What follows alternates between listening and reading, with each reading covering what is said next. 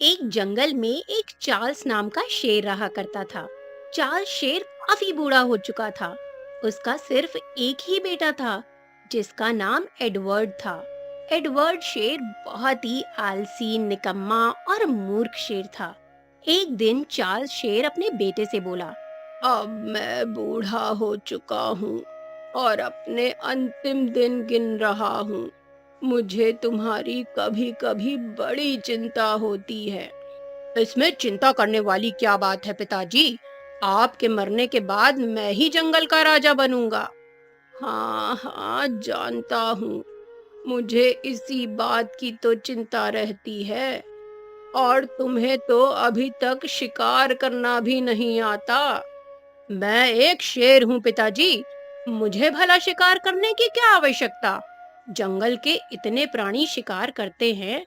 मैं उनके शिकार किए हुए मांस से थोड़ा सा मांस खाकर गुजारा कर लूंगा। हाँ, अरे बेवकूफ, मुझे पक्का यकीन है तुम राजा बनने के बाद सारे जंगल का सत्यानाश कर दोगे। ये आप कैसी बातें कर रहे हैं पिताजी? मैं बिल्कुल सही कह रहा हूँ।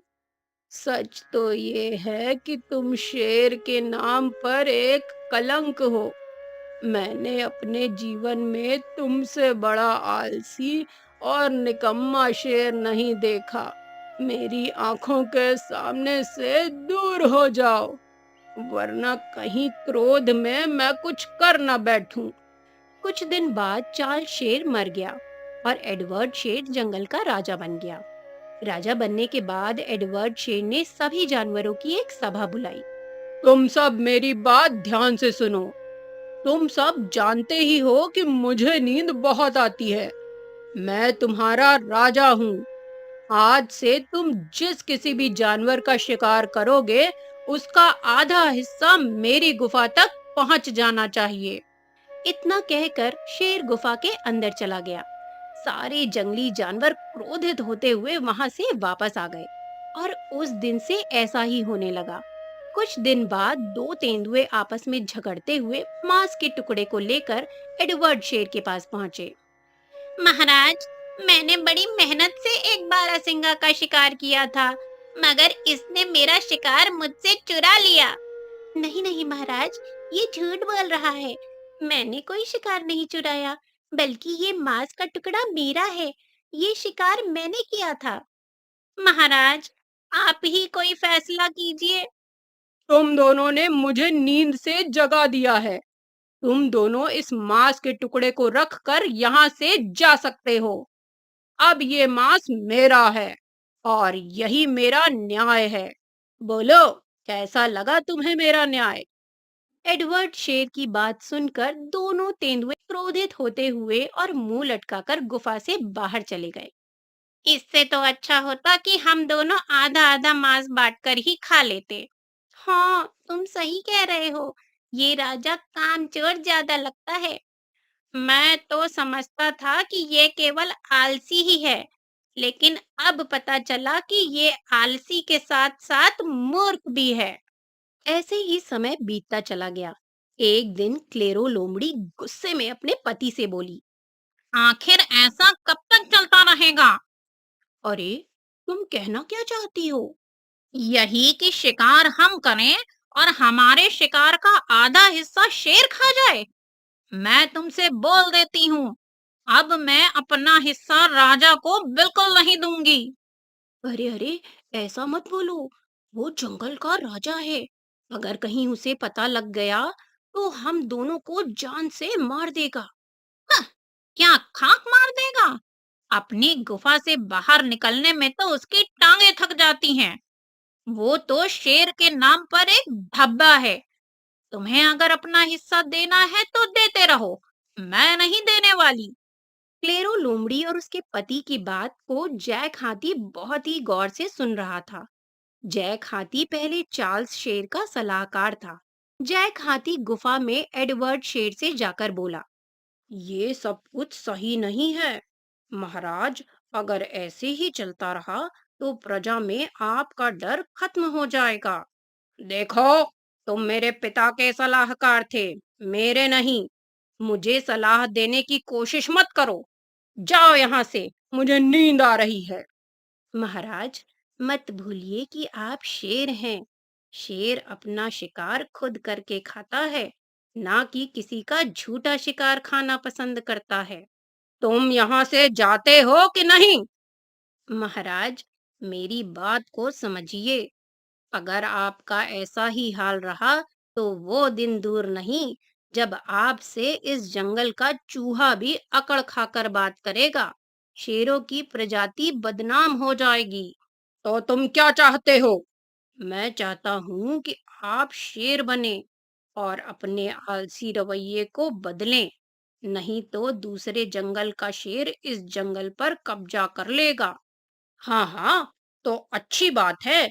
मैं उससे संधि कर लूंगा और फिर आराम से बैठकर सोता रहूंगा और मुफ्त का मांस खाता रहूंगा। जैक हाथी क्रोध से दांत पीसता हुआ वहां से निकल गया। कुछ ही दिनों बाद एडवर्ड शेर का खौफ खत्म हो गया। अब जंगल का कोई भी जानवर अपने शिकार का हिस्सा उसे नहीं देता था। भूख ने एडवर्ड शेर को गुफा से बाहर निकलने पर मजबूर कर दिया था। एक दिन एक लकड़बग्गा हिरण का शिकार करके खा रहा था कि तभी एडवर्ड शेर वहां पहुंच गया। ए लकड़बग्गे, क्या तुमने मेरा आदेश नहीं सुना? आखिर तुमने मेरा हिस्सा मेरी गुफा तक क्यों नहीं पहुंचाया? गलती हो गई महाराज, आगे से पहुंचा दिया करूंगा। अब जाओ यहाँ से। तुम्हारी सजा ये है कि अब ये मांस पूरा मैं ही खाऊंगा। एडवर्ड शेर मांस का टुकड़ा लेकर वहां से चल दिया। मेरा शिकार खाते हुए इसे शर्म नहीं आई। इस आलसी राजा को किसी दिन सोते हुए इस पर हमला करके इसे मार दूंगा। सारे जंगल के जानवर सुकून की सांस लेंगे। कलंक कहीं का। एडवर्ड शेर मांस का टुकड़ा लेकर चलते हुए अपने आप से बोला, इस हिरण के मांस को तो मैं तालाब के किनारे बैठकर खाऊंगा।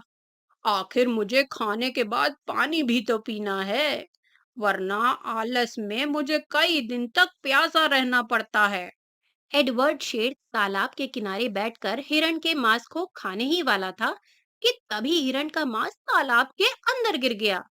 अरे अरे, ये क्या हुआ? ये मांस तो तालाब के अंदर गिर गया।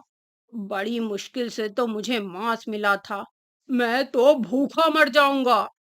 एडवर्ड शेर ने इतना कहा ही था कि तभी तालाब का पानी बुरी तरह से उबलने लगा और देखते ही देखते उसमें से गर्म भाप निकलने लगी। उस भाप में से एक सुंदर स्त्री निकलकर एडवर्ड शेर से बोली, तुम्हारी हिम्मत कैसे हुई मेरे तालाब में मांस का टुकड़ा फेंकने की? तुम जानती हो तुम किससे बात कर रही हो? मैं इस जंगल का राजा एडवर्ड शेर हूँ।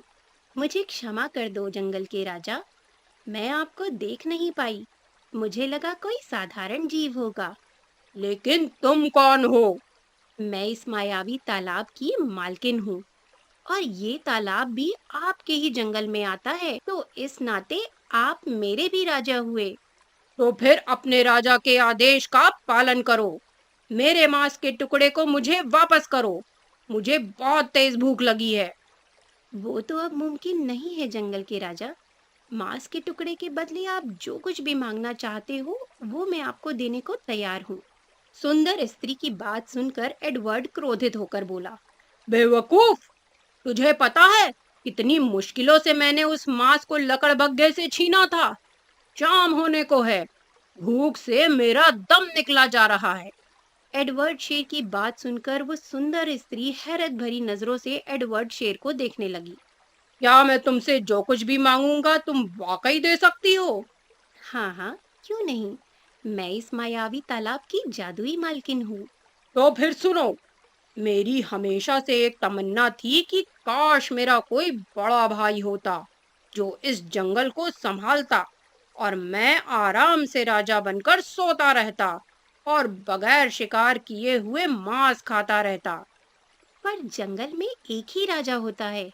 अगर तुम्हारा कोई भाई होता तो वो तुम्हें जीवित नहीं छोड़ता। लेकिन जैसी तुम्हारी इच्छा को पूरा करना मेरा कर्तव्य है। मायावी स्त्री ने इतना कहा ही था कि तभी तालाब के अंदर से एडवर्ड शेर की तरह ही एक शेर दहाड़ता हुआ निकलकर आ गया और वो मायावी स्त्री वहां से गायब हो गई। एडवर्ड उस शेर की ओर देखकर बोला, तुम मेरे छोटे भाई हो और मैं तुम्हारा राजा। जाओ, मेरे लिए जंगल में शिकार करो और भोजन का प्रबंध करो। उस शेर ने कहा, तुम्हारा दिमाग तो सही है, जंगल का राजा तो मैं ही बनूंगा। इतना कहकर उस शेर ने एडवर्ड शेर को मार दिया और उस दिन के बाद वो शेर जंगल का राजा बन गया और सभी जानवरों ने चैन की सांस ली।